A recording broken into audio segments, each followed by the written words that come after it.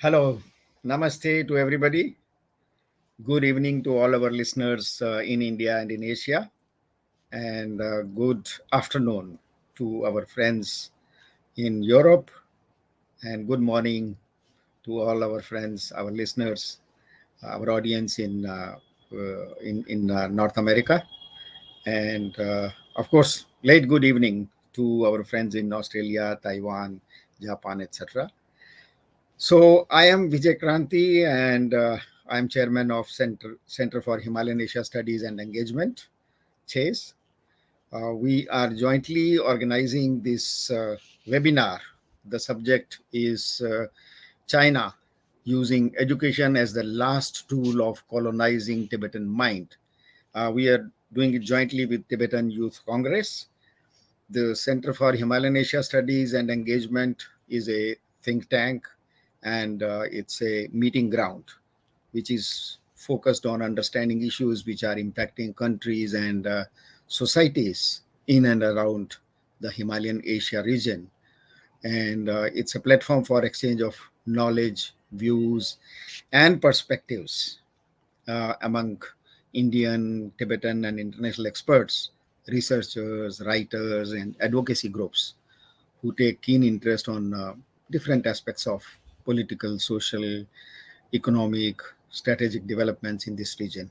And Tibetan Youth Congress, as you all know, is the largest and the oldest socio-political organization of the Tibetan diaspora. Uh, Currently, it is the third generation of Tibetan youths who is leading this organization. And TYC, as we all know, it has proven to be a very successful and productive nursery of uh, social political leadership among the exiled Tibetan community. And we have Mr. Sonam Tsering, the General Secretary of Tibetan Youth Congress, who is representing Tibetan Youth Congress today. He is with us. And we have Professor Ayushi Ketkar, who will be joining us very soon. She is teaching at Jawaharlal Nehru University, International Relations and Security Issues. So she will handle the question answer session. Uh, First, I'll give a very short introduction to this subject, why we are meeting today, and what is the background. And then we will have our three speakers. Our three speakers today are mm, John Jones, who is the campaign policy and research manager at Free Tibet. Hi, John. Hi, Welcome once good to be again here again. to Thank you. the platform. Free Tibet is a prominent advocacy group which is supporting the cause of free and independent Tibet. John has been quite actively associated with this group for more than 6 years, if I'm not wrong. And Free Tibet campaigns for an end to the Chinese occupation of Tibet and for international recognition of Tibetans' right to freedom and independence. And then we have our other second speaker is Eleanor Byrne Rosengren. Welcome, Eleanor. Eleanor is the co-founder of Tibet Solidarity in UK, and earlier she has been with the steering committee of International Tibet Network, and also a former director of Free Tibet in UK. So she is the secretary of, she has also been the secretary of the cross-party group of on Tibet in the Scottish Parliament, and she has been handled many campaigns uh, on behalf of Scottish Green Party. She holds a law degree and MA in human rights, and she has worked for many NGOs, which include Peace Brigade International, the British Institute of International and Comparative Law, and Burma Human Rights Documentation Unit. So many, you have a long experience with Tibet, and you understand the cause of Tibet, the struggle of Tibet. So welcome, Eleanor. Thank you. We have our Tibetan expert, Karma Tenzin, who is a very well-known face among the Tibetan community in two capacities: one as a researcher, and second as a teacher to many young Tibetans whom we see in the leadership of Tibetan Youth Congress today. So he has been their teacher also. Karma Tenzin is a research fellow at the Tibet Policy Institute, which is a leading think tank on matters which related to Tibet and China. His special focus is on education, especially education situation uh, in Tibet, the current state of education, education policies of China in Tibet, the strategies which China has been adopting to brainwash the younger generation of Tibetans, and the impact of these policies on Tibetan people. Uh, these have been his focal areas of study, and his research institute interests also include history of Tibetan education and its developments, the education policy, bilingual education, especially, and the status of Tibetan language as the dangers it is facing in Tibet today. So, welcome, Karma Tenzin. Thank you, thank you. And very special thanks to Karma Tenzin because he is not keeping good health today. But in spite of that, you are very kind that you joined us. So thank you. Special thanks to you. Coming to today's subject, uh, we are talking of how China is using education in Tibet as the last tool of colonizing the Tibetan mind. And this is a very strange, uh, or rather, a very serious issue which Tibet is facing today. Because in 1951, when China formally occupied Tibet, since then, China has been making so many promises of progress and in Tibet, development in Tibet.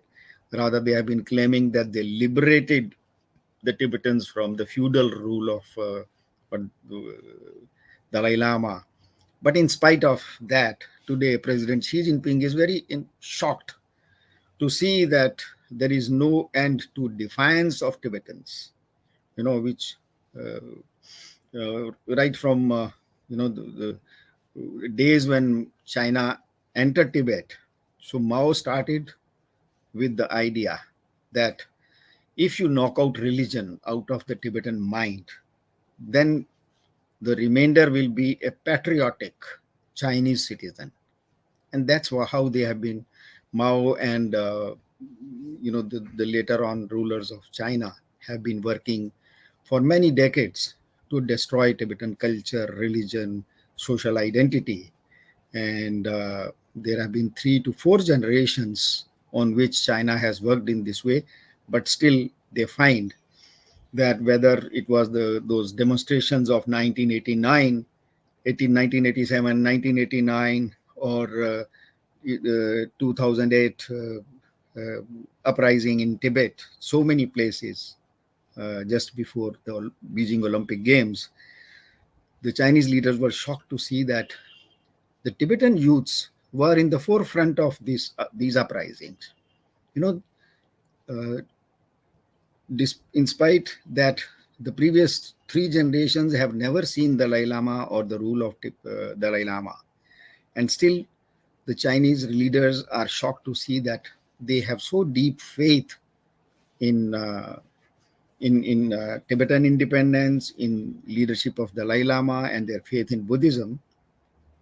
That if you go to the list, for example, the list of 160 Tibetans who have unfortunately taken to self-immolation, President Xi Jinping is shocked to see that a large majority of them are youths who never saw Dalai Lama, who have no experience. Even their fathers and grandparents didn't have experience of Dalai Lama rule.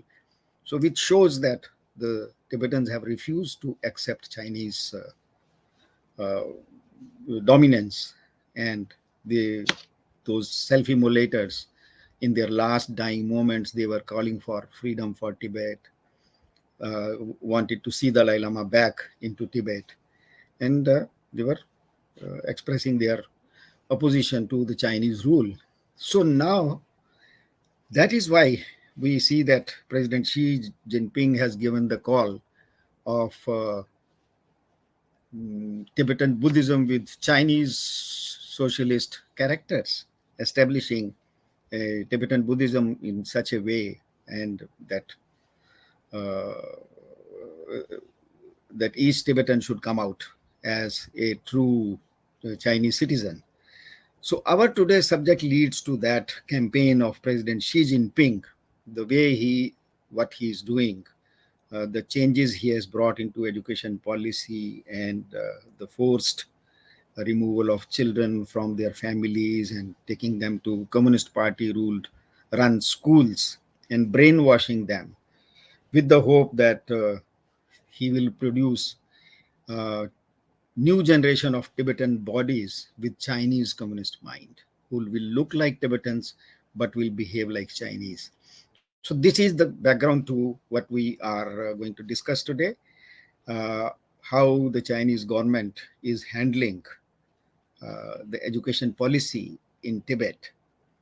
So we have these three experts. So may I request Kama Tenzilla first, you please give us your perspective on the situation of education and education policy in Tibet. Thank you. Kama Tenzilla.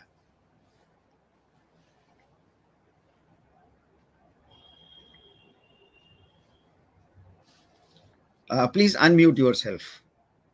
Sorry. Hello. Yes, we can hear you. Okay. So thank you very much for your kind introduction, and just let you know that I'm an early stage research scholar and I'm looking into the education policy for the last 4 or 5 years. So let me begin with what Chinese government have written in the white paper that is published in 2020. In that, they have written that in all Tibet there's no hello hello. Yes, we can hear you. Okay.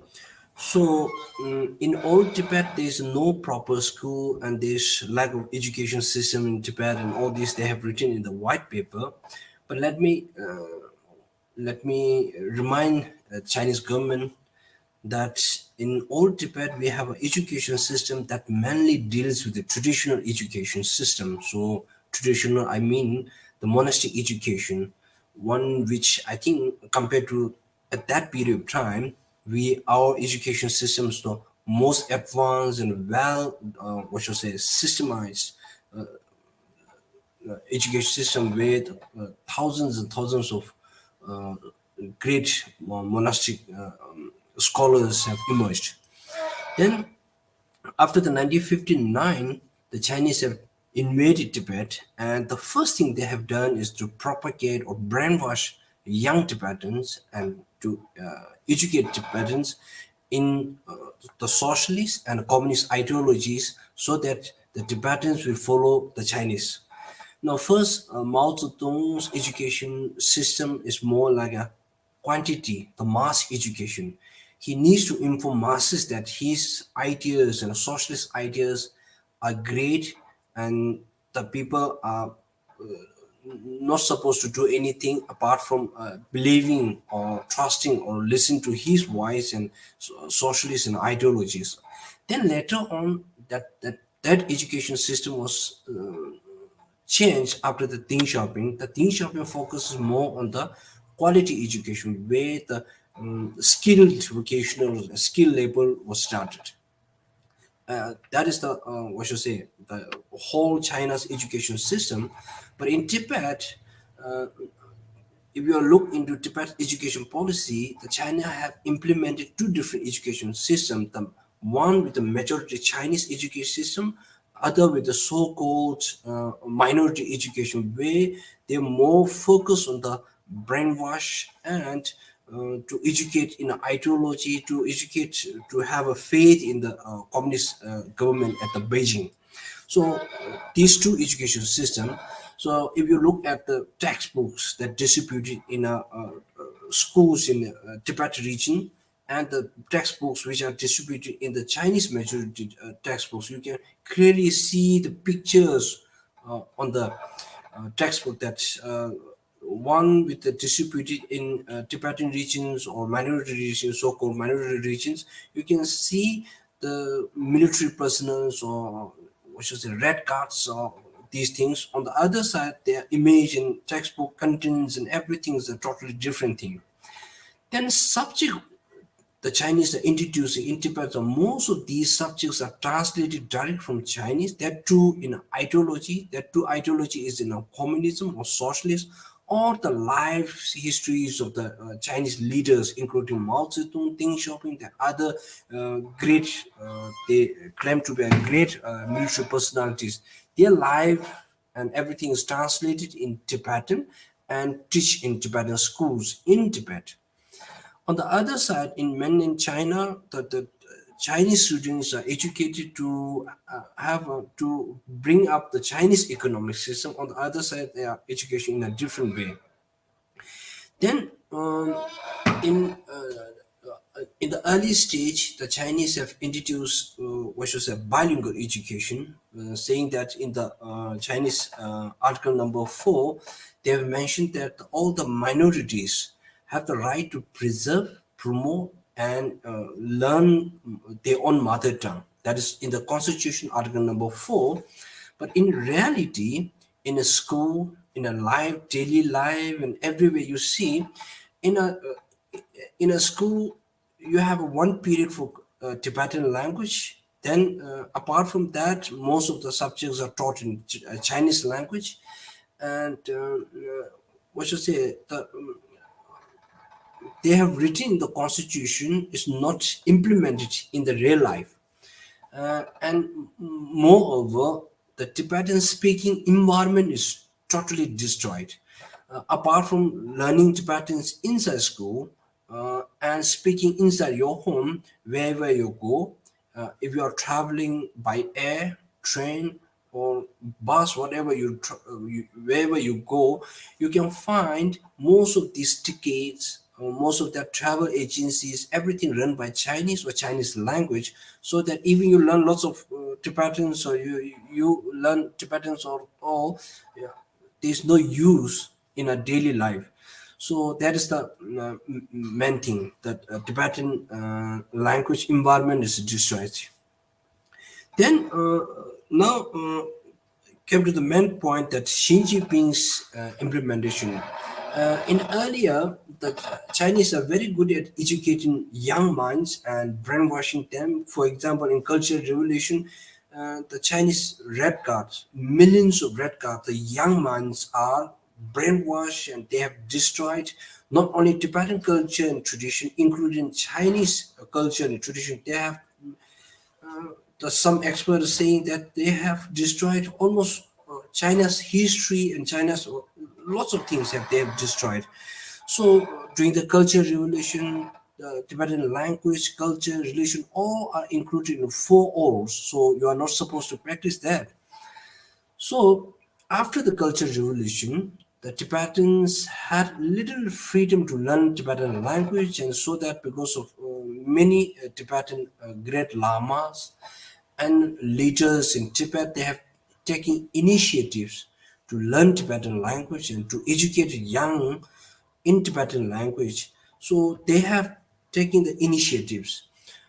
In 80s and 90s, there are many Tibetan scholars.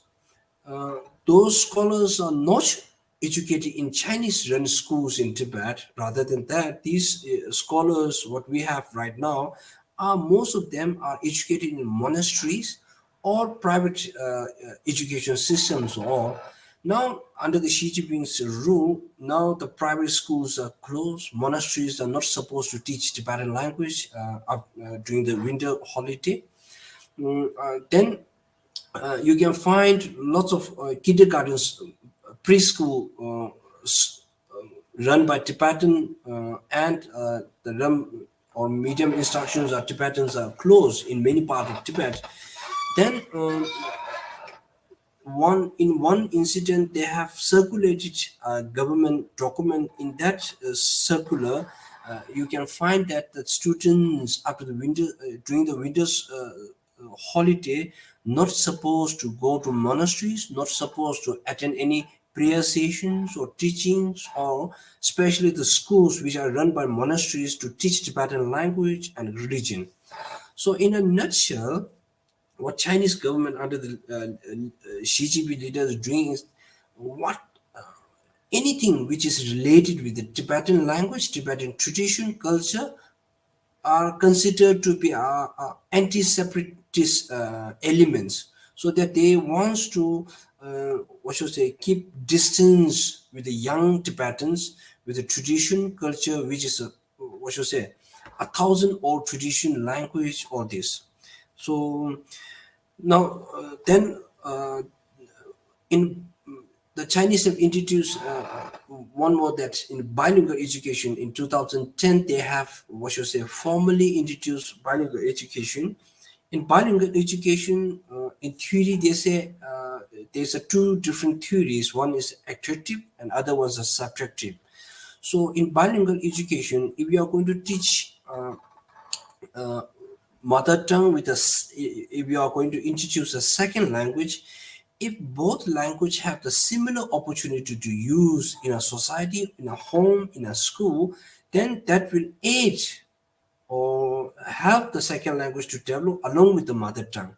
So in the subjective theory, if your mother tongue is already there, along with that, if you are going to introduce a second language and the second language has the more opportunity to use in homes, in office, in daily life, in family, in school, then mother tongue will be slowly vanish from young students. So in Tibet, what is going on is apart from the class that taught in Tibetan language, then others are in Chinese language. If you want to send letters in Tibet, you have to write the address in Chinese. If you want to travel in air, train, if you want to open a bank account, that is also in Chinese language. There are few banks which are run with both language, but most of banks, everything is run by Chinese. Then government offices, for example, in Tibet Autonomous Region alone, they say that majorities are Tibetan all, but the Chinese who are working in Tibet Autonomous Region, they don't face the problem of learning Tibetan language because Chinese is the, what should I say, compulsory for everyone to speak and to write and to, what should I say, read and all these things. Then regarding publications in Tibet, so majority publications or dominant publication, for example, the editors in both Tibetan and Chinese, the Chinese editors are paid more and more, what should I say, opportunity, more, what should I say, in many aspects, they have the more power to decide the news and everything. So, in a nutshell, the Chinese have trying to what should I say, copy the Soviet systems, what should I say, destroying the language and culture and making these people, apart from skin and blood and race, more like a Chinese. Example, they don't speak Tibetan. They are not able to follow the Tibetan tradition, religion. So, if this kind of, what should I say, education system, especially the colonial boarding school, continues for more years, then there is a danger of losing Tibetan identity, which is a benefit to millions of people around the world. Then last, I want to add one thing. in the Chinese white paper, they have claimed they have developed lots of educations, lots of schools, and they have spent billions of yuans in Tibet to on education. And few years back, they have announced that in Tibet, they don't have enough qualified teachers to teach in Tibet. If Chinese are claiming that if they have spent billions of years for the last 70 years, so they are not able to produce a few qualified Tibetan teachers. As mentioned in a few reports that Chinese are spending more on the internal security than external. So they are worried too much if these, for example, what Vijay sir have mentioned in the introduction, the Chinese are worried about many things, always worried about many things. And what happens in the last few years, everything from the self-immolation, protests on the street, and protests on the street by the Tibetan students are, these are the younger generations who have never seen independent Tibet, who have never seen, or they have never had the opportunity to be blessed by Dalai Lama. So these people are rose up, and because of that, the Chinese are worried too much. Even they have spent so much money to brainwashing and educating, and they are, what should I say, they are not giving too much space in the tradition and language of these things. Keep on, what should I say, Tibetan youngsters keep on asking for right to language, self-emulating to have an, return of His Holiness Dalai Lama, all these things. So because of that, these brainwash, uh, they are spending billions of yuans in education. They have built many schools, modern schools with bringing lots of Chinese teachers from China to educate Tibetan who don't have an idea about the Tibetan language, Tibetan tradition, Tibetan culture, and nothing of sort. So the last one of the Chinese leader have spoken that at the end of the day, uh, when we are educating Tibetan, the end of the day, the result is not how many graduates we have produced. It's not the result we are looking for.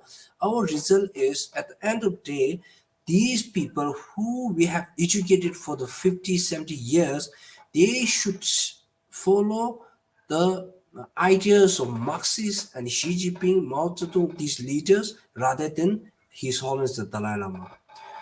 So, in a nutshell, what China is doing right now in Tibet is totally illegal, and that is against the human rights and human right. Against the human rights, which will destroy all, which will one day the world will see the Tibetans with no culture, no language, and no tradition. So,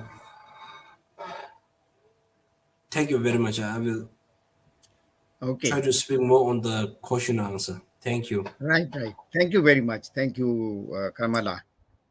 You have studied the policy side of it. You have thrown light on how, right from the beginning, the Chinese occupying administration has been focusing more on Chinese language, ignoring Tibetan language, and at the end, when you say that their purpose is to produce not educated Tibetans, but educate such Tibetans are uh, who understand the Mao or Communist Party more than what they were otherwise supposed to study. So thank you very much. Of course, in question and answer session, we will have you again. So now, may I request Eleanor? Yeah, that's okay. Yeah, Eleanor, we'll have benefit of your experience, please. Thank you, Vijay, and thank you, Karmala, for that very detailed and insightful presentation. So today's discussion originates with a report that was compiled by Tibet Action Institute. And their research, as we know, has uncovered a vast network of residential schools across Tibet, where Tibetan children are being forced to live their lives separated from their homes, from their families, and from their culture. As you might imagine, this has a dreadful impact on their emotional and psychological well-being, as well as their education. And it is a deliberate attempt by China to assimilate Tibetan identity and to wipe it out. The report has been meticulously researched from a variety of sources. I don't know how many people watching this understand how difficult it is to get information out of Tibet. The lockdown that China has imposed across the country, the levels of security, both physical security and cyber security, the surveillance, the broad range of repressive measures that they have implemented over the years mean it's next to impossible to get information, and it's certainly impossible to get information freely. So Tibet Action Institute, like Free Tibet and Tibet Watch and many other organizations who gather information, rely on incredibly brave individuals who are willing to risk arrest, potentially torture, prison sentences for the sake of sharing the truth. So this issue is something which we've been unaware of, and certainly unaware of the extent of, for a very long time. And we are indebted to those Tibetans who've been brave enough to speak up about it. And especially to those who've had the additional courage to speak about their own personal experiences, because some of the testimonies in the report are quite harrowing. And they are testimonies from people who have endured abuse of various sorts and have found the courage to speak out about it. So the research suggests that 78% of Tibetan children between the ages of 6 and 18 are in these residential schools. That's been calculated as an exact number of 806,218. And if you want to see where those numbers have come from, then I do recommend reading the report. It's very detailed, but it's also very well written and produced. That number is a conservative estimate. The real figure could be as high as 900,000. And there's also an increasing and unknown number of very young children aged around 4 or 5 who are in residential preschools, or essentially residential nurseries. The whole system has been described as similar to the programs of colonial boarding schools that we've seen in the past in the US, in Canada, and in Australia, where Indigenous peoples were taken from their homes and forced into boarding schools in order to assimilate them, essentially, to teach them how to be more like the Western populations who had taken their countries from them. Now, the report describes 3 critical factors that distinguish these kind of schools from ordinary boarding schools. The first is that attendance is not a free choice, either because of requirements enforcing attendance or simply from a lack of any other options for education. The second factor is that the school experience is intended to influence or even erase the student's cultural identity, and indoctrinate them with the beliefs, whether religious or ideological, of the colonial power or dominant group. And the third factor is that the students live apart from their parents, families, and communities. These factors are all present in China's system of state-run boarding schools in Tibet. So let's run through the three of those quickly. The first one being the lack of choice. So this is occurring in a number of ways in Tibet. The first way is that many local schools have been closed down, or there have been restrictions on the curriculum and what they're allowed to teach, and restrictions on their ability to teach in Tibetan or even to teach Tibetan as a language. One of the most prominent cases that highlights this particular issue is the case of Tashi Wanchuk. He was a shopkeeper, or well, he still is. He no longer runs his shop. He is still with us, fortunately. He was arrested in 2016 after attempting to file a complaint about the lack of language provision for his own family. He didn't protest. He did not take any political actions. He simply sought to file a formal complaint through the usual administrative channels. And then he made the mistake, if you want to call it that, of speaking to journalists from the New York Times. They publicized the story, brought international attention to it, so it wasn't a mistake in that regard, but it did lead to China focusing on him, arresting him, and charging him with inciting separatism. Now, this is not only a ridiculous way of classifying what he was doing, but it's a very specific criminal charge in Chinese law that allows Chinese police and prosecutors to bypass some of the protections that would normally be afforded under the standard criminal law. So he was held for 2 years without charge. He was tortured. He was denied access to his lawyer, to his family.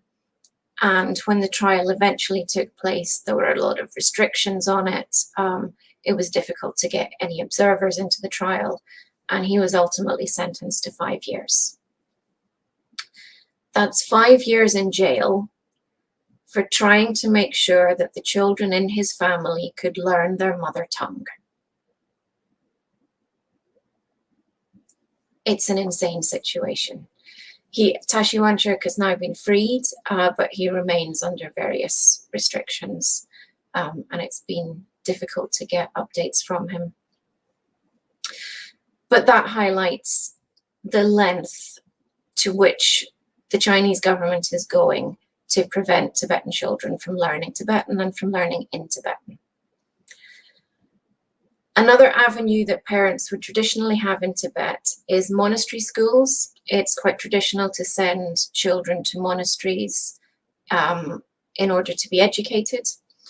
The educational provision is generally regarded as good, very high.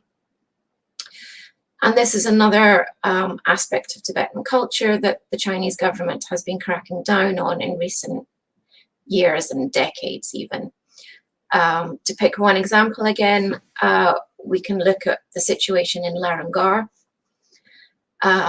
This came to international attention in 2016 and 2017 when China was busy demolishing it. They evicted thousands of the residents, monks, and some nuns as well. They arrested the senior monks and scholars.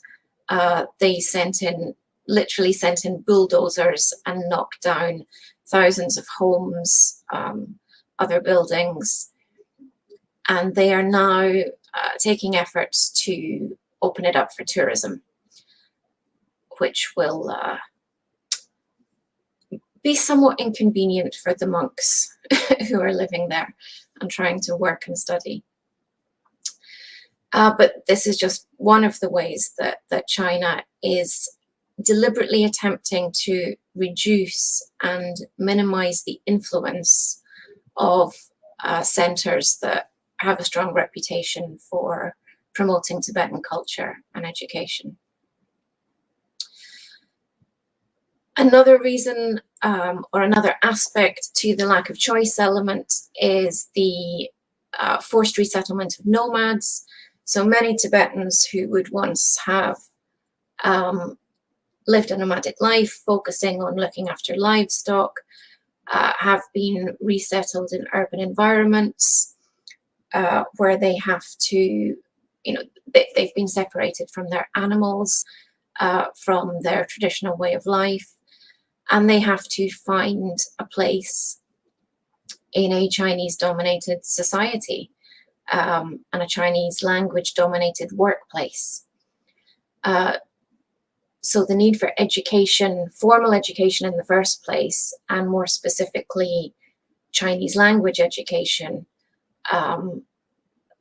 becomes a survival factor rather than a choice. And finally, we have evidence of teams going around towns and villages, literally threatening and intimidating parents who are struggling to let go of their children. There's testimony in the report of families who were told they would be punished as if they had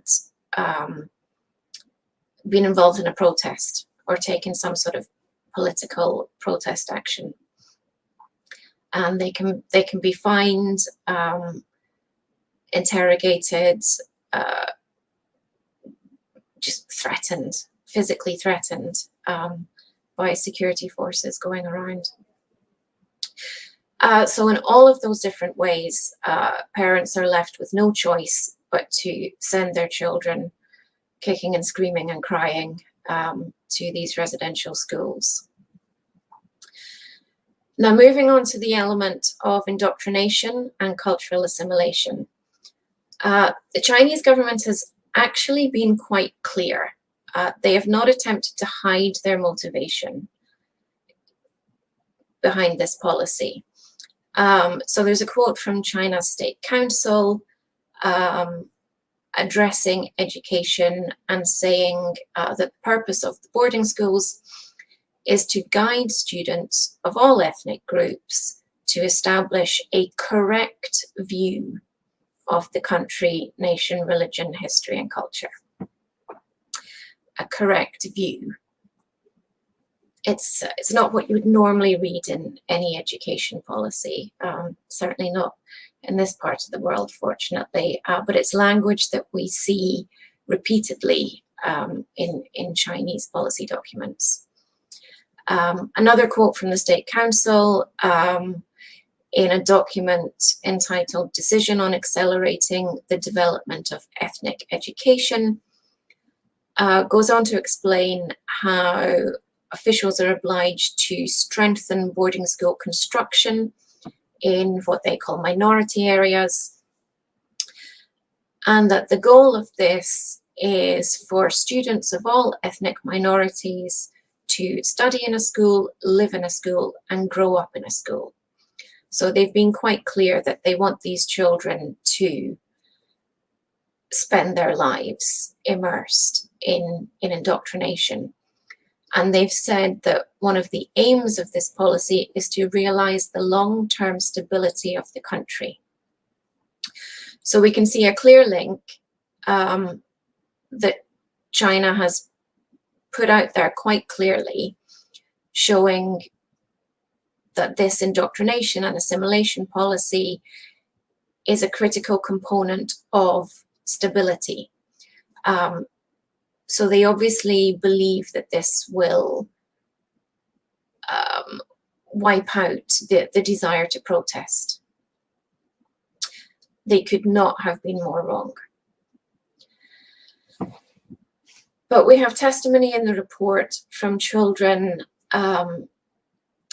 explaining how they've been taught to feel ashamed of their own ethnicity, of their own culture, to feel that they're unclean or simply not good enough, that they're uncivilized.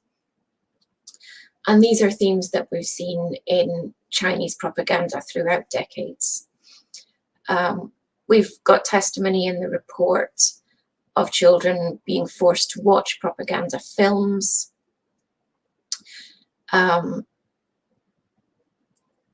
subject to the kind of material that would normally be associated with re-education camps or re-education programs.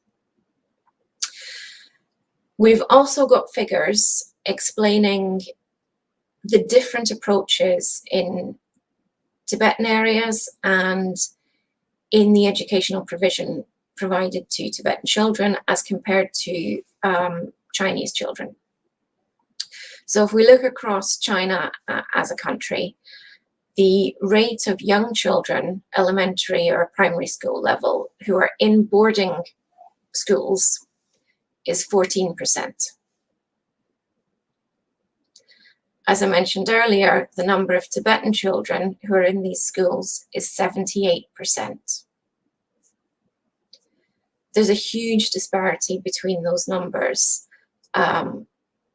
So again, there is so much material and statistics there showing that this is a deliberate policy targeted at non-Chinese ethnicities and specifically at Tibetans. And if you look at restrictions on language across other groups, we can see similar approaches having been taken in Southern Mongolia and East Turkestan, with the camps that the Uyghur people have been subjected to.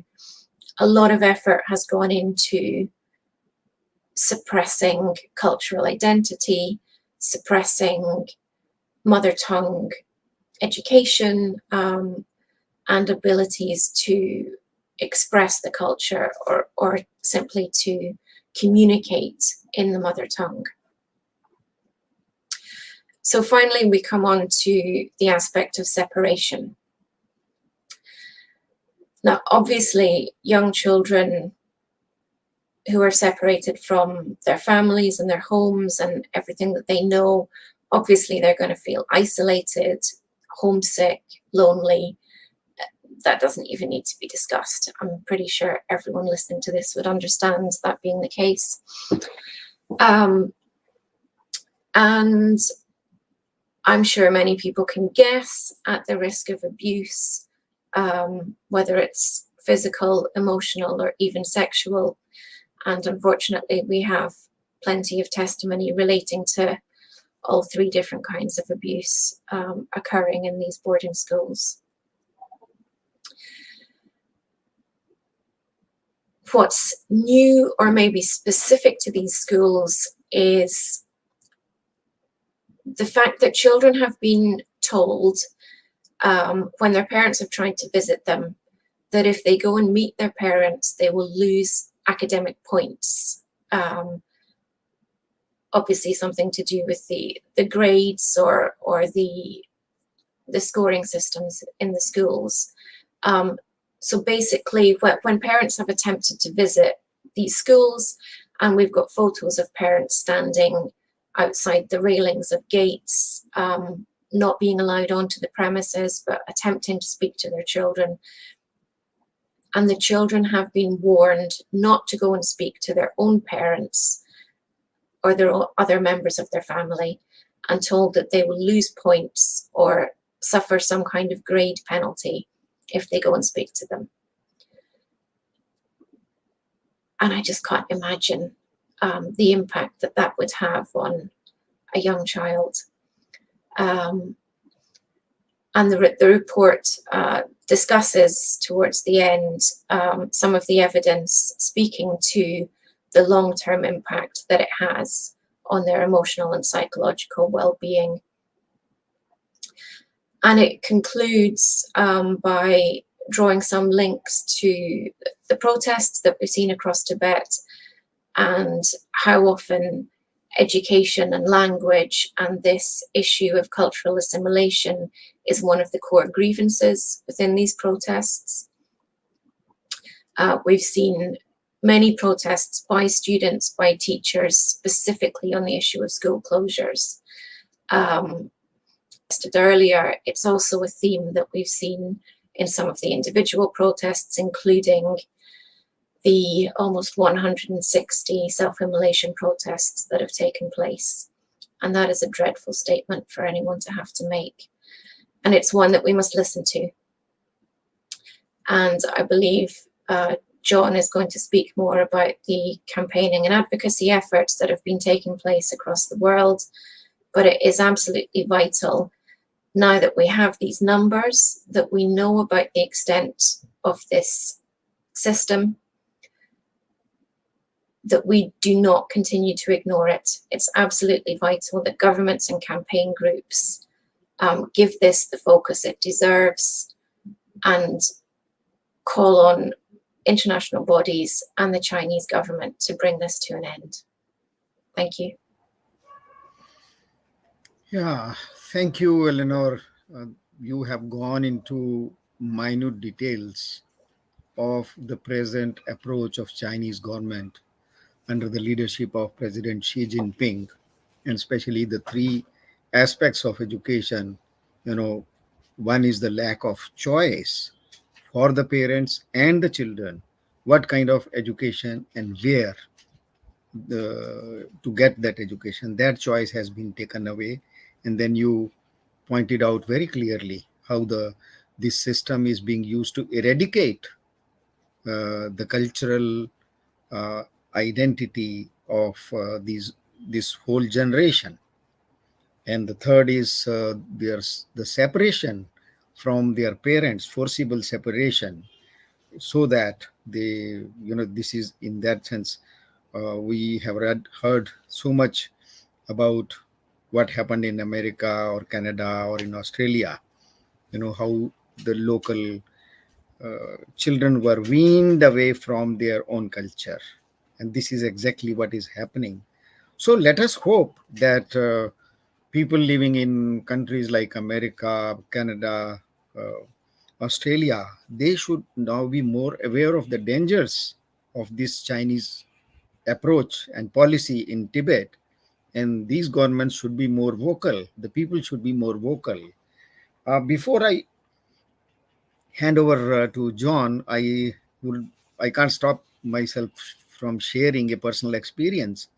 After one of my visits in Tibet, when I passed through Kathmandu, there I came across one of a Tibetan.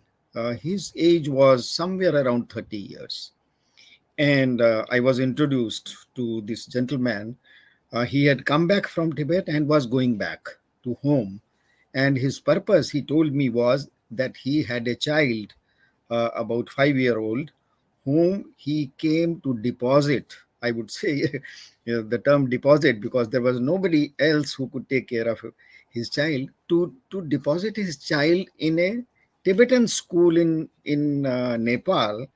Because I asked him the reason. He said that when they sent their child to the school, even just 2 days after he had joined the school, he comes home and started shouting at his mother and pointing at the altar where the picture of Dalai Lama was there. He said, "He is a traitor. His photo should not be here in our house. Throw out his picture. We don't have, should have a traitor's picture in our house." And this man was crying in his, I could see tears in his eyes. He said that within first 2 days of his education in the Chinese school, this was the lesson he got. The His opinion about Dalai Lama, whom we, uh, for us whose picture was so sacred. So he said, the moment we saw this, we decided we will not send the child to the Chinese school, local school. And then this man sold his 2 yaks and paid bribe to the Chinese officers for a passport for himself, and then hired an agent, a Nepalese agent, to smuggle his child to Nepal. And he himself formally traveled separately and then he took his child through a relative to the Tibetan school, and he was telling me, I am not worried. My wife is not worried whether we can see the child again in our lifetime or not. But we were very much worried that we didn't want to bring up our child in the manner the Chinese school wanted him to grow up in. This I am talking of 20 years ago. So it seems the things are now much different, very more difficult, because now no Tibetan can dare cross the borders, Himalayas, can go to escape from Tibet to Nepal or smuggle himself or his child through Nepal. That the process has stopped. And now people, as Eleanor said, that now there are no choices left. This is a very dangerous situation. Sorry for sharing this, taking up time. John, now I leave to you. And I'm sure you have a long experience of working with on the Tibetan issue. And let us have benefit of your experience. John. Thanks, Peter. You're too kind. I'll contribute what I can. I think what Karma and Eleanor have talked about invites a bit of further discussion, and then there's something to be said about what can be done about these boarding schools. So the subject of this talk, the idea of using education as a tool to control the Tibetan mind, goes to the very heart of how an occupation is sustained. We understand that these schools and the abuses that accompany them, that Ellen has just described, are a symptom of a deeper disease, which is the CCP's occupation of Tibet, and more broadly and more historically, the colonization of other countries and other peoples by invading occupiers. At the very best, if you take the CCP's propaganda at face value, you could see this as a kind of racist paternalism. It's guided by a form of racism that sort of permeates a lot of CCP policy towards people under its rule who are not Chinese, including Tibetans. And this can not only be seen in the boarding schools, but in the jargon of things like poverty alleviation programs and some of the so-called environmental policies like the ecological civilization, all of which portray Tibetans as backward or unscientific, or people who need to be shaken out of one way of life and forced, maybe kicking and screaming, into modernity. You see this whenever the CCP wants to report that Tibetans are happy and thriving under their occupation. They wave development statistics around as if the only way to increase people's life expectancy is to colonize them and dominate them, or as if the only way to bring technology to a new region is to invade and then force it upon them. In reality, the practice is a lot closer to social re-engineering, mass indoctrination, an attempt to colonize a people, not just by robbing them of their land and crushing dissent, but forcing the identity of the occupier onto the occupied. It is racist, elitist, dismissive of Tibetans' lived experience, but much of this talk about development is a front. When the CCP clears nomads off of their pastures and talks about building the ecological civilization, what they're really saying is that they want the land and the natural resources, and they want those nomads under direct control, because it's easier to control them when they're doing manual labor in urban settlements than when they're on their fields. And likewise, when the next generation of Tibetan children are corralled into boarding schools, it's because there is a next generation of Tibetan resistance, which from the CCP's point of view needs to be cut off from its roots before it can begin to bloom. The real motivation is reflected in the words of people like Chen Chuangguo, who was the party secretary of the Tibet Autonomous Region, so-called Tibet Autonomous Region, appointed a couple of years after the 2008 uprising, which we know shocked the Chinese government, and committed them to making sure that such a thing never happened again, that Tibet must be stable at all costs. It picked this guy, the party picked this guy Chen to do it, and he had to show he was doing a good job. So he'd often boast about his successes, and one of the policies that he boasted about was his attempt to eradicate Tibetan identity. Everything that's unique about Tibetan, its way of life, religion, linguistic heritage. He wanted to eradicate all of that, and the process was dubbed breaking lineage, breaking roots, breaking connections, and breaking origins. In practice, it manifested as campaigns to promote so-called ethnic unity between Tibetans and Chinese through encouraging them to marry, and importing Chinese settlers into places like Hassa, where they would work and establish their presence in the city.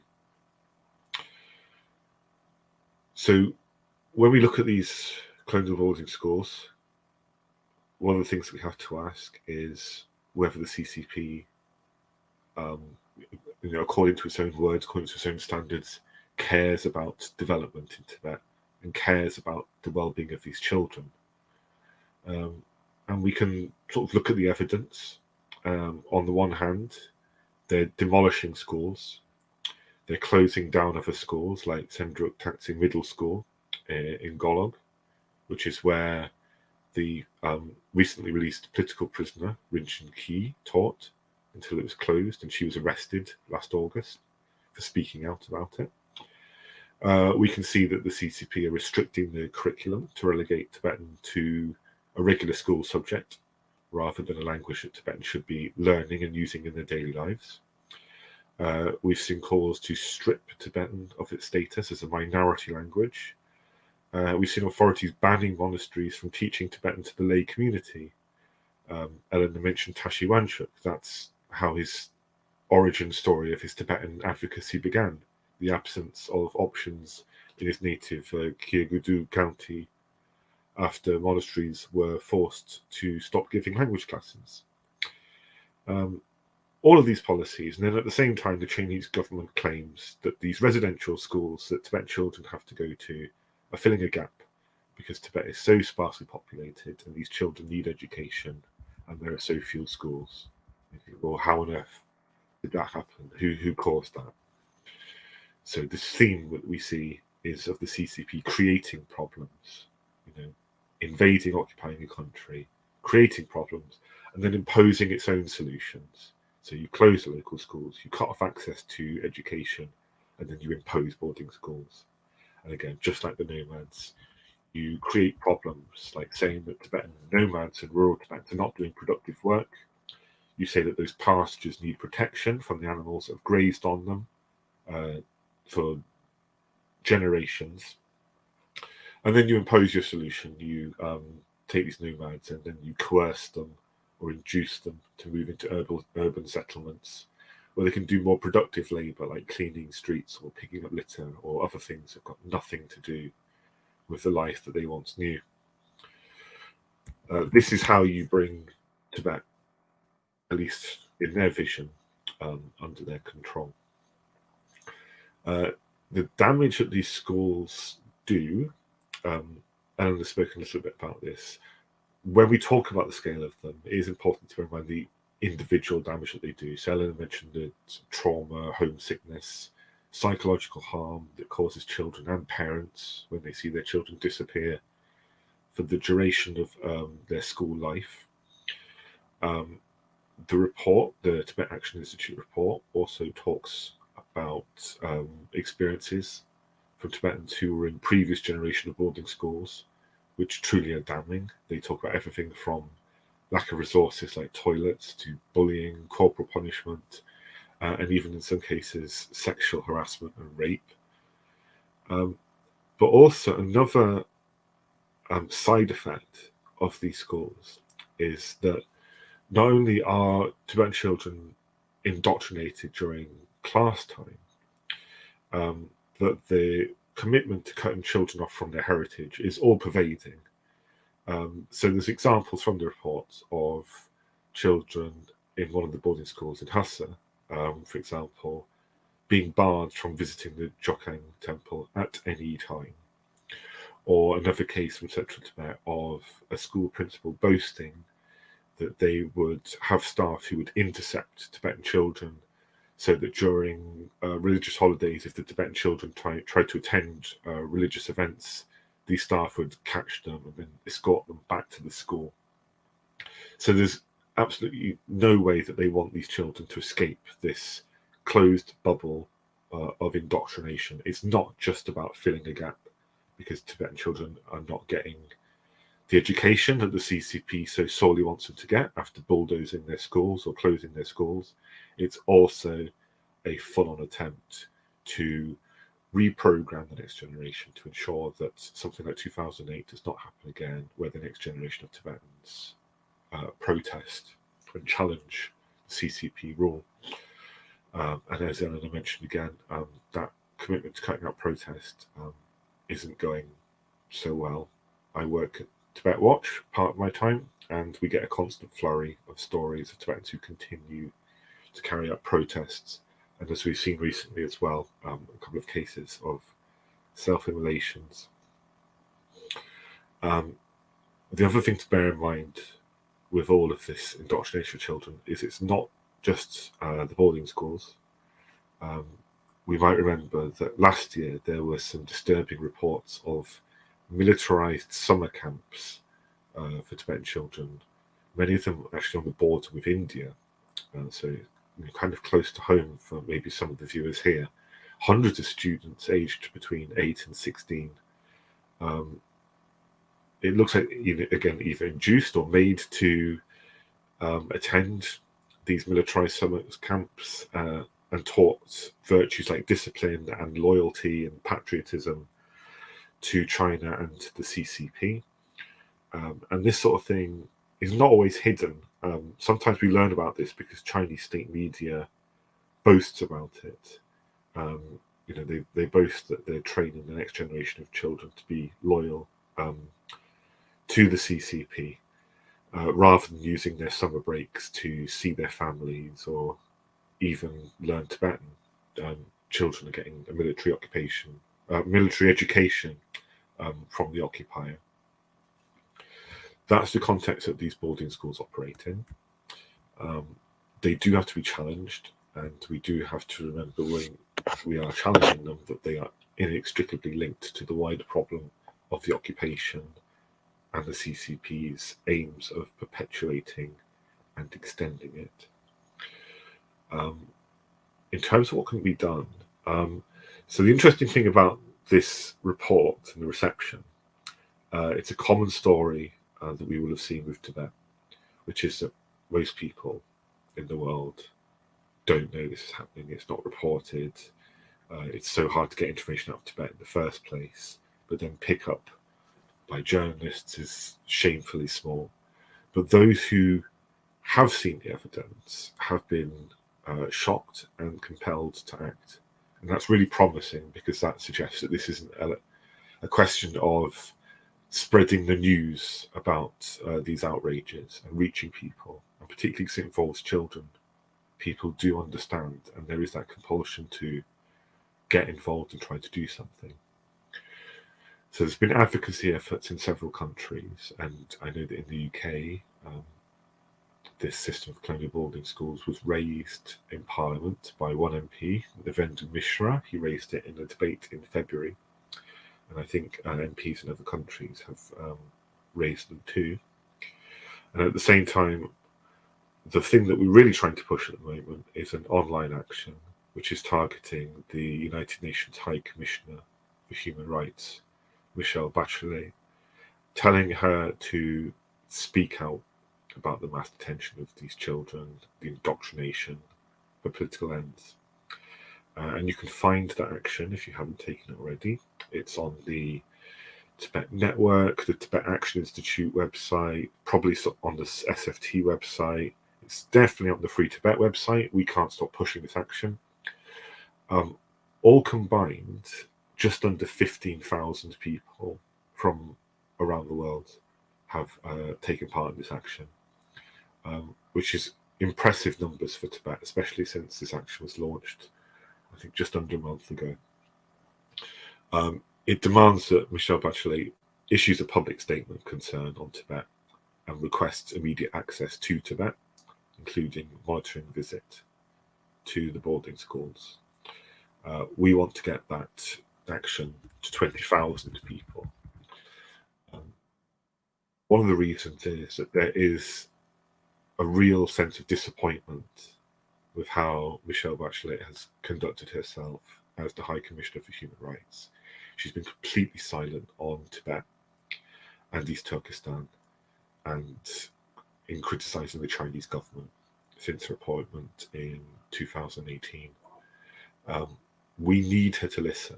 We need the numbers to grow in this action, and we also need journalists and MPs and, where possible, governments to take notice of this action and the groundswell of opinion that's propelling it.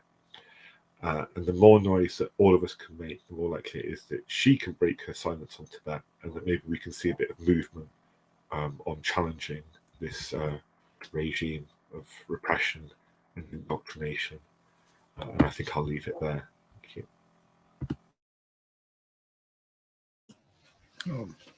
Thank you, John.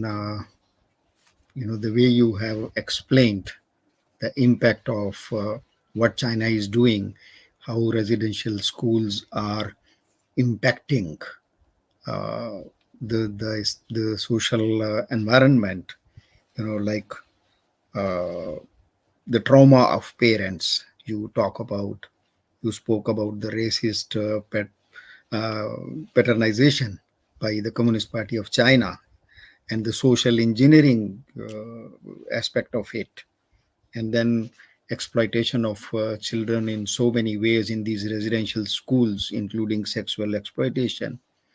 And I can't agree with you more when you say that the world community has to stand up and make China account for its conduct in Tibet. Let us hope that efforts which are being made by Free Tibet and other organizations are going to compel the international organizations, United Nations, and various other groups and world governments to challenge China on its policy of depriving a full generation of Tibetans from its own roots. So thank you very much. I think the three presentations by our panelists who are so well informed have presented almost a complete picture of what is going on in today's Tibet in the name of education. How the Chinese government, especially the President Xi Jinping, his personal initiative of converting the entire Tibetan race, eradicating its identity, like rebooting the Tibetan minds and installing the Communist Party of China's program into their minds. That is something which I'm sure the world community must take note of. So I hope we have Ayushi Ketkar with us. Hello. Yeah. Yes, Ayushi. So now it's your turn. I'm sure you have picked up a few questions for quick questions. We have about 14 minutes or for question answers, I would say 10 minutes, because we will have Sonam Seringla for vote of thanks. Yeah. To Ayushi Ketkar, who is a professor at Jawaharlal Nehru University in New Delhi, our colleague at Chase, and who is an expert in international relations. Everybody, this was a very... Yeah, please go ahead. Thank you, sir. And thank you, sir. Tashi Delek, everybody. That was a very important and a very interesting discussion that we've had. This brings me to the point. It reminds me of the 1979 Pink Floyd song, we don't need no education. Actually, the name of the song is Another Brick in the Wall. So it very clearly says we don't need no education, we don't need no thought control. I think that sort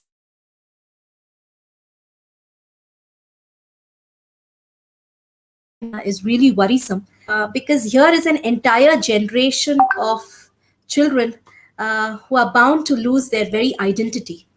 So this kind of is a very dire situation. My question Vijay sir to comment. The civilized world is all about human rights, mental health. We celebrate these days. Okay, 10th December as Human Rights Day, 10th October as World Mental Health Day, and still these things happen. This is really shocking, And Vijay sir, being the senior most in this group, I would like you to actually kind of comment on how these things it will affect the entire humanity in the long run, because we already have enough of big issues to deal with, climate change, and now we are talking of how we are making our next generation lose their identity.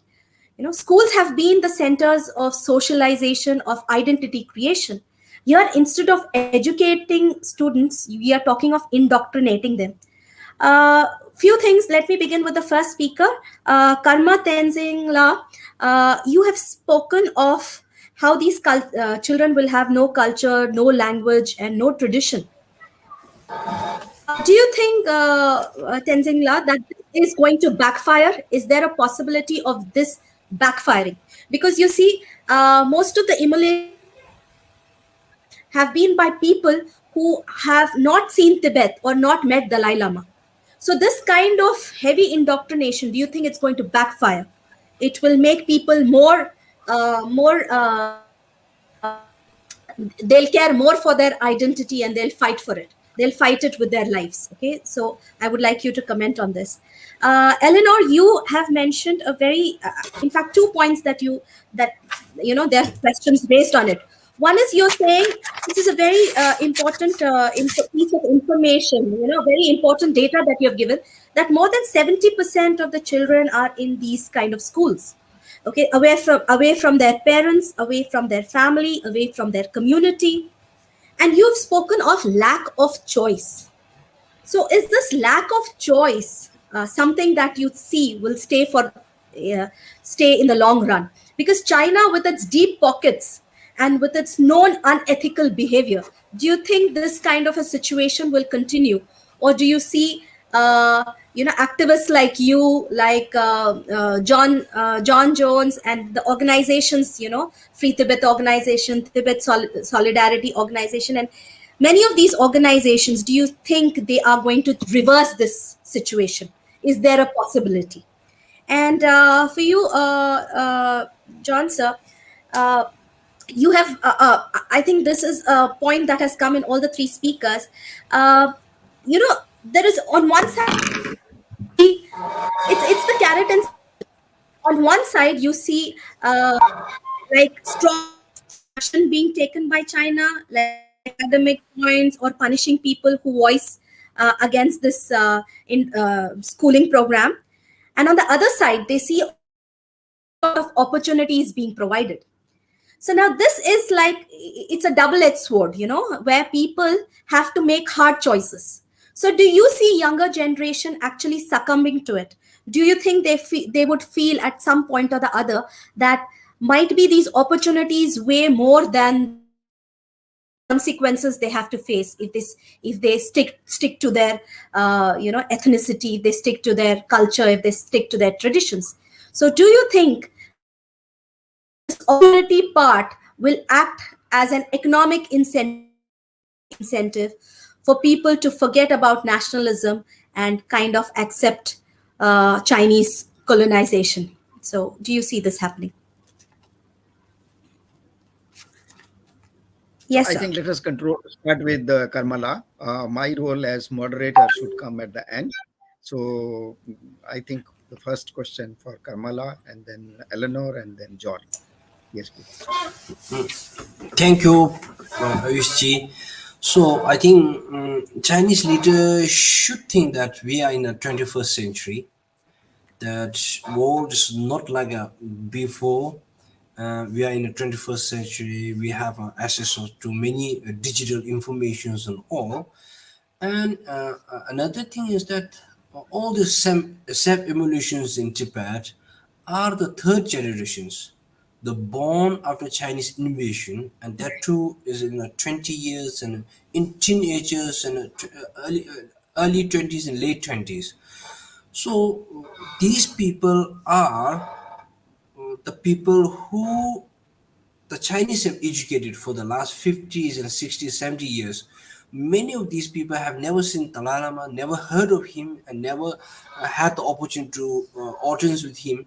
So naturally, the Chinese has to. If what I'm trying to say is, to have a very powerful China, you should need a military, economic, and moral authority in your own territory. So if you are suppressing your own people, if you are suppressing the Tibetan people inside Tibet, so how you going to have a moral authority in the world at large? So people watching, and naturally, wherever Chinese leader go, wherever the Chinese speak, wherever the Chinese don't have the authority to speak on human rights, they don't have the authority to demand on human rights and all these things. So it's naturally Chinese have a huge economic, military power and all, but in the world, everyone's wherever you conference on strategy, conference on economic, conference on border issue, you name it, always there is a issue about China's arrogance, Chinese human rights violation. Also, naturally, that's a backfire to China. They are they are in 21st century, but their thinkings and their ideology is still that they are still believing in the dead ideology, the social Soviet socialist, what should I say, utopia. So I think this is not going to work. In Tibet, they have never worked. They can control the human physically, but they can't control the mentally. The minds of Tibetans and beliefs are still with the Tibetan language, Tibetan tradition, culture, and how much you suppress these or how much you control these things, the people have a more, what should I say, stronger urge to have a more connection with the Tibetan culture and tradition and His Holiness the Dalai Lama. Thank you. Yeah, thank you. Eleanor. Thank you for the question. And I love that you quoted Pink Floyd. So my question was about how long this is likely to go on for. Now, China has a habit of putting together 30-year plans rather than 5-year plans or 1-year plans, and they've clearly invested a lot in the infrastructure and the systems. So I don't think the threat of this continuing or even increasing and the impact that that will have on Tibetan culture and identity, I don't think that threat should be underestimated. It's very real. However, China is not immune to international criticism. It likes to pretend that it is, and it's very good at bluster and talking about their hurt feelings and how they don't care what other people are doing, even though these two are almost contradictory. They do care, and the criticism will hurt them. So we do have a chance to influence the policies if governments around the world can show some backbone and take a strong stance on this issue.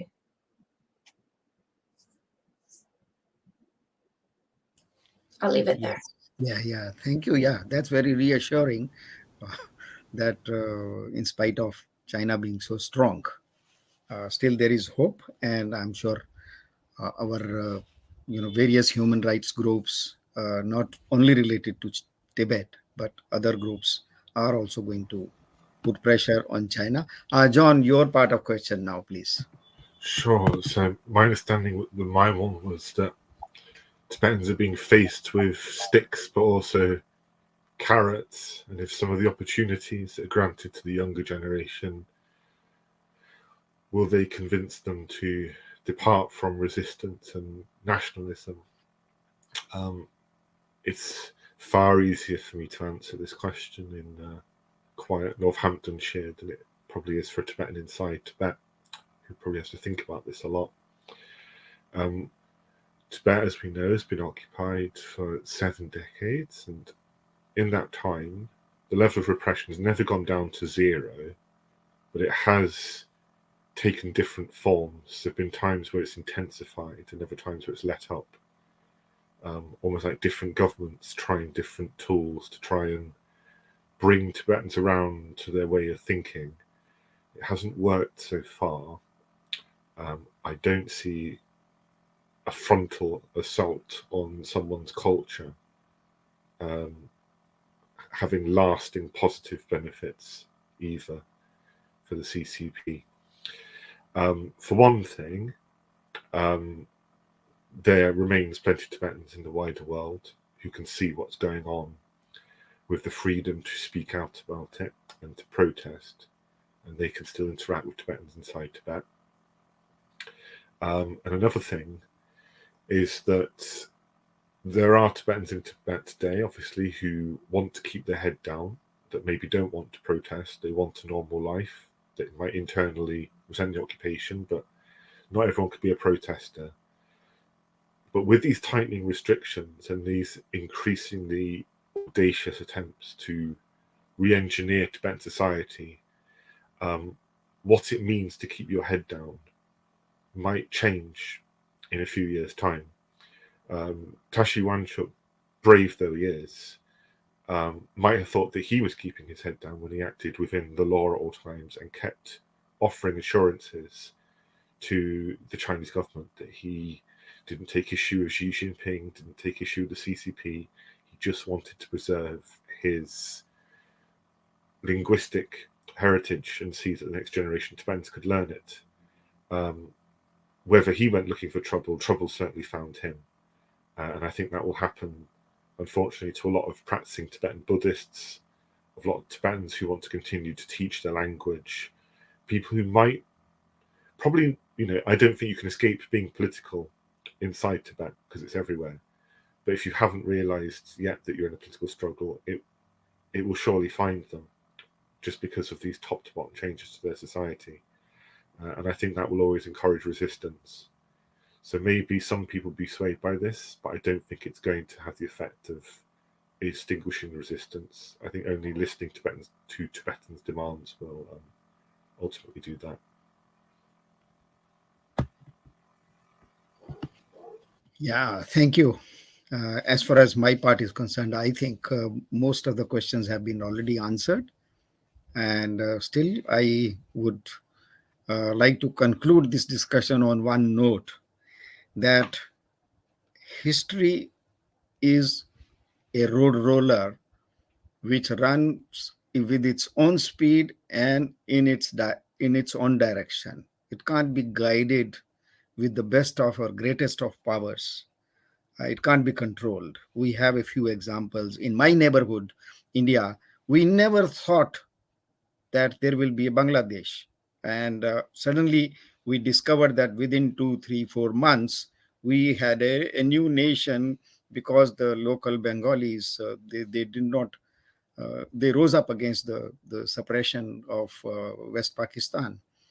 None of us, even the best of governments, could imagine that a powerful country like Soviet Union will one day break. I think it was made up of 15 countries and it broke into 16. Anyhow, statistics is a different thing, but nobody could imagine that a powerful country like Soviet Union will one day break, and the people, their voice will be heard, and all those countries which remained occupied for so many years under one of the most powerful uh, communist party of Soviet Union, they finally found their freedom. So I think we should hope that China is going to look powerful uh, for the time being, but history will have its own direction. Only thing is that Tibetan people and supporters of Tibet, they should maintain their determination and their identity, the Tibetan identity, so that when history one day comes and announces who wants freedom, Tibet should be present there. Tibetans should be present there to ask for it, and I'm sure any of education policies or suppression by China is not going to change the fate of suppressed people, whether it is Tibetans or the Uyghurs of East Turkestan, Xinjiang, or South Mongolia, or Hong Kong, and even Manchuria. So, thank you very much. So, may I now request our co-organizer, the Tibetan Youth Congress General Secretary, Sonam Seringla, to please present his vote of thanks. Trash Delhi, everyone. Uh, as rightly pointed by our guest speakers, the situation inside Tibet is very critical where Tibetans uh, have no space uh, to oppose and to resist the CCP's hardline policies, and nor do they have right to preserve and promote Tibetan culture and identity. Uh, Teachers, writers, and language activists are targeted. Tibetan run schools are shutting down without any official clarifications. Tibetan families are forced to send their children to the colonial boarding schools where Tibetan children have no access to the Tibetan culture related curriculums. Uh, and the very reason of imposing these policies are primarily to eliminate and eradicate the very identity of Tibetan and adopt the homogeneous and patriotic Chinese identity. So, with this, I, on behalf of TYC and Chess, extend our guest speakers for speaking on this very important topic and exposing China's systematic rule in Tibet. So, thank you, Gen Kamala. Although Gen Kamala is not feeling well today, Genla took part in this webinar. Gen Kamala is also my social science teacher when I was in class 2. So thank you, Genla, for taking part in our webinar. Thank you, Elena from Tibet Solidarity for taking part in our webinar and speaking on this very important topic. Thank you, John Jones, for taking part in today's webinar. John Jones has also took part in one of our earlier previous webinars. And sorry for troubling you again. And I also thank Vijay Krantiji, the co-host and the chairman of the Chase, for always so active in organizing these webinars. I always keep on saying that Vijayji is more Tibetan when it comes to pointing a finger against Chinese rule in Tibet. So thank you, Vijayji. Thank you, Ayushi Katka, for raising some of the very interesting and important questions and always taking care of the questioning and answers. And then thank you, Lobsang Sitem from Tibet Action Institute, for taking care of the technical part. So thank you, everyone. So thank you, Sonam Seringla. And yeah, now I think it is time to close. And I very much hope that for our audience, this discussion was quite useful and fruitful. And very soon we'll come out with some more subjects around Tibet and around China. And then we'll inform you very soon about which subject we are taking in near future. So thank you very much, everybody, and see you again very soon. Thank you very much.